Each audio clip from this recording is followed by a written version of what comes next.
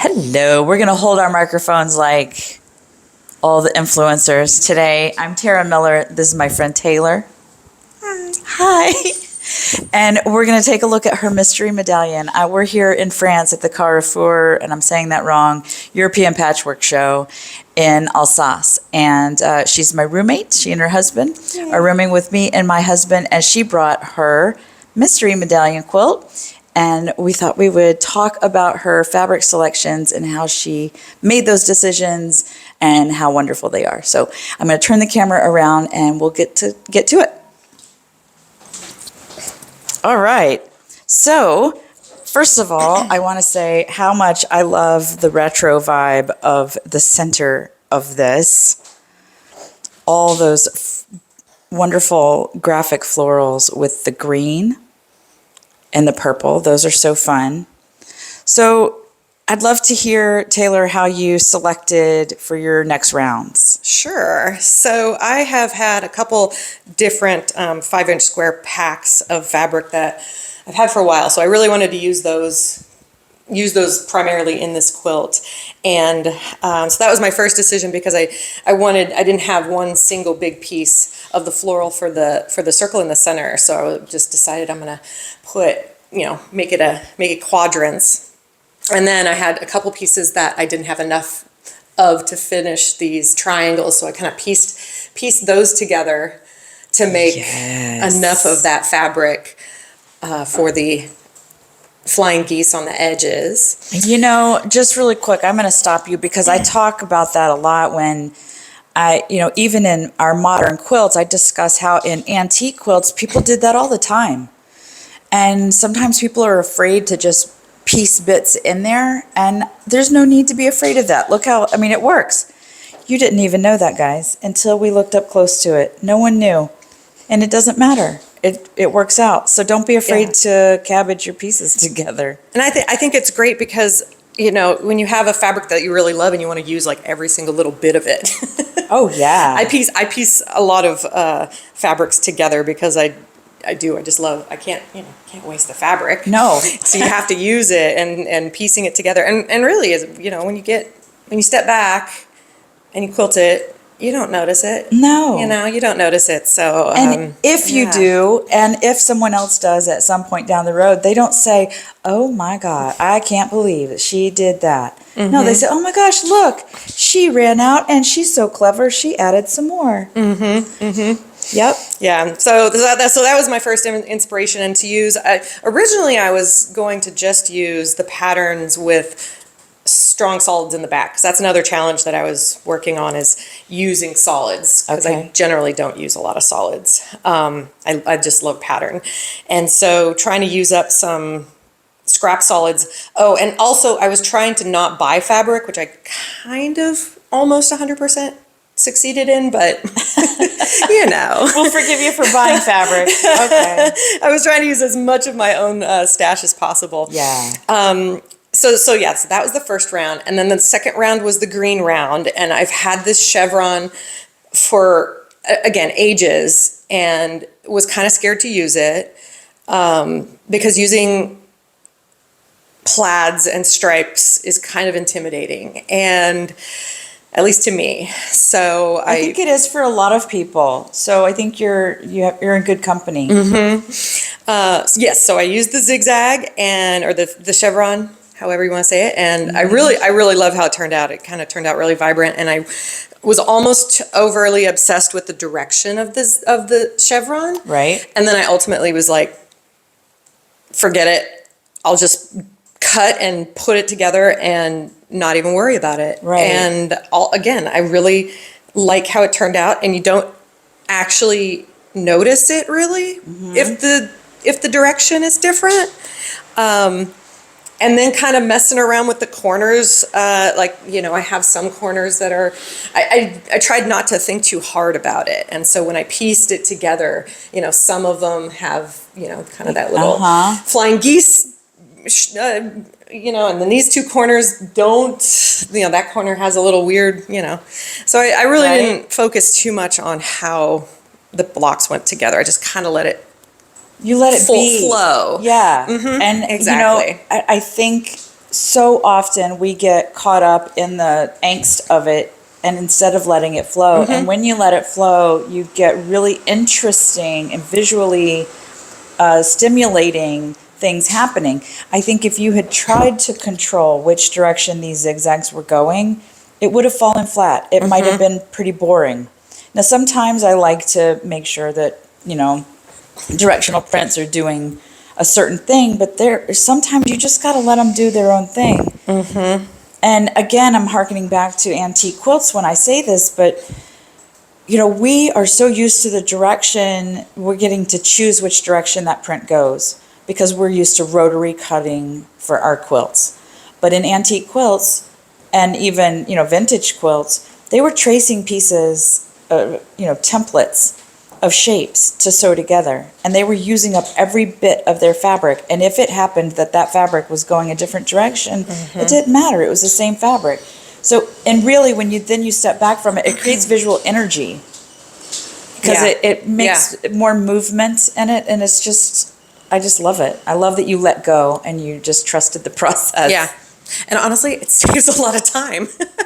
Right. I'm like trying to figure out which direction I want this to go, and sometimes that's good when you're doing a really intricate block and you want certain elements to kind of have a shape to them. But Absolutely. But in this kind of way scrappy wild style, I think it works. Yeah, absolutely. There's a time and a place. Exactly. Yeah. So the next row was so this row I wanted to use the purple chevron because I had the green chevron. So I'm like, okay, cool. That'll kind of translate a little bit out to the next row.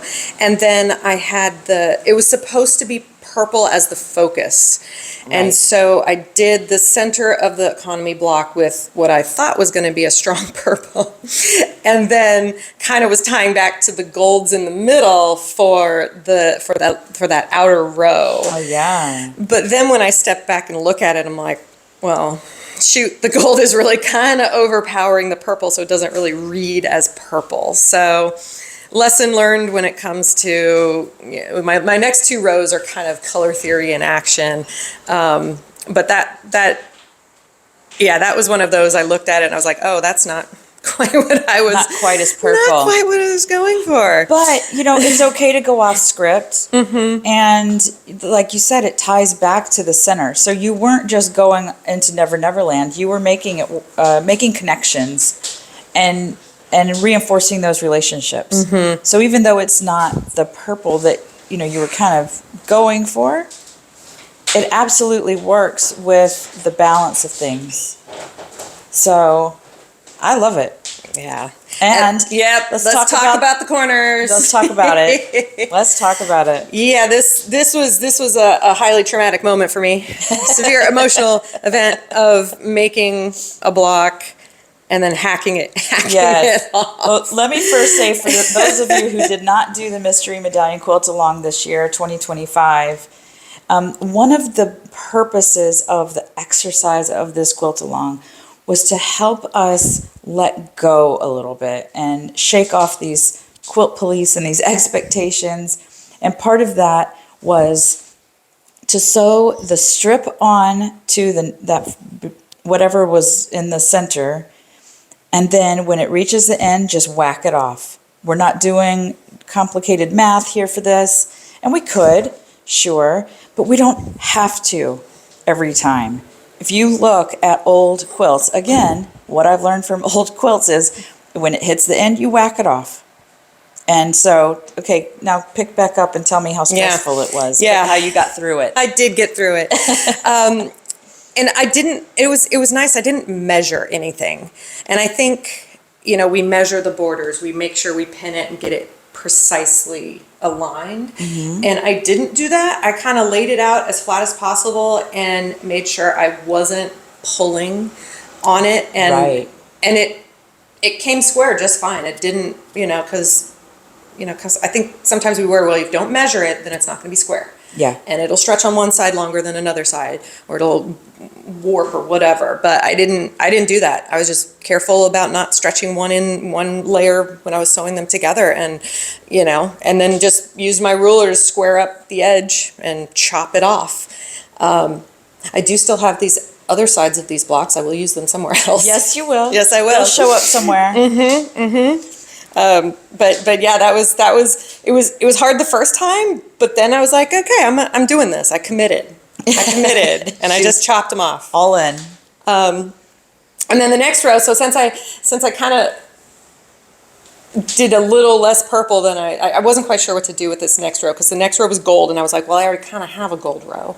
And this is where I cheated, broke my rule a little bit. I did buy the paisley and the little daisy fabrics at the Birmingham show, because that kind of happened in between this Festival of Quilts. The Festival of Quilts. Yeah, so the purple is the same purple as the middle that I used in that little square there. Oh, beautiful. So it's talking back to this round here. Yeah, that's great. And this was my second attempt at this row. The first one, and I'll send you the picture so you can kind of compare, but the first one, the purple and the gold were way too saturated, way too intense, and it was looking a little too childish, a little too, just primary and too intense. And so I made the entire border and was just not liking it. And I kind of was a little confused as to why I wasn't liking it. And I was like, it just doesn't work. So it was color theory in action. And then, again, I kind of challenged myself a little bit with the paisley, because I was never a paisley. I would never put a paisley in anything. I was like, you know what? This is a nice little lavender paisley. Let's do it. Yeah. Yeah. Well, talk to me about, you've said color theory in action a couple of times. For those who don't know what that means, talk a little bit about that for us. So it was kind of matching or harmonizing the intensities of your colors in your work. So and it's kind of interesting, because even though I look at these borders and I'm like, oh, they're really bright and vibrant, but it doesn't necessarily read as intense as I was going with these purples. And they were really kind of like deep grape, like the first time around. Yeah. And so it was distracting from the other colors, just because it was so much more of an intense depth of saturation in those colors. Got it. And yeah, that was something I didn't really think about until I put it all together and looked at it side by side with my previous rows. I was like, whoa, that just, so the value and all these terms that I've been in a bunch of color theory kind of classes and things. It's like, oh, that's you're putting those into place with matching up my fabrics. But and it starts to make sense when you're learning those things. It starts to make more sense when you practice it, right? Yes. You might walk out of a lecture or a class like that and you're thinking differently. But when you start really playing with it, you're like, oh, I get it. Yeah, I see it now. It's all clear.